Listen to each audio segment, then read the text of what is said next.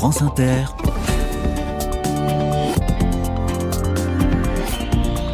Dorothée Barba. Bonjour à toutes, bonjour à tous. Les carnets de campagne sont dans les Bouches-du-Rhône cette semaine, inventaire non exhaustif d'initiatives et de solutions.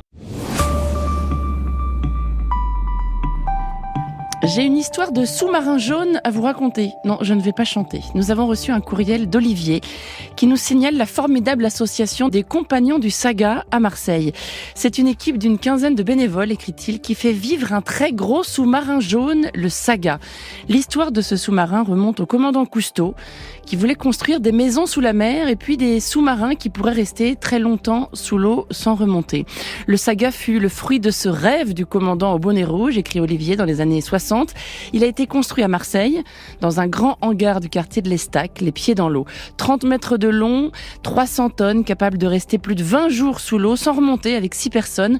Ce sous-marin a repoussé toutes les limites technologiques et humaines avec des records et des inventions qui servent encore aujourd'hui dans les sous-marins modernes.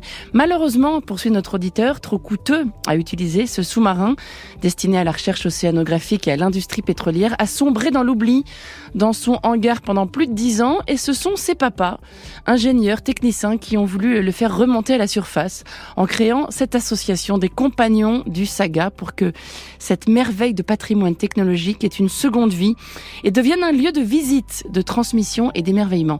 Ils s'appellent Michel, Daniel, Marius, Philippe, Serge, Roger. Ils étaient plongeurs, chaudronniers, pneumaticiens, électriciens, ingénieurs ingénieux, dessinateurs industriels. Ils ont construit pièce par pièce cet engin extraordinaire. C'est une très belle histoire, poursuit Olivier. Belle histoire de compagnonnage qui traverse l'histoire sur plus de 30 ans. Sachez que les Compagnons du Saga cherchent des bénévoles pour organiser ces visites gratuites. Le Saga se visite tous les vendredis sur rendez-vous et vous trouverez un lien sur notre site pour réserver. Cet auditeur de conclure par ces mots qui me font chaud au cœur. Merci à vous et bravo pour ces carnets toujours inspirants. France Inter,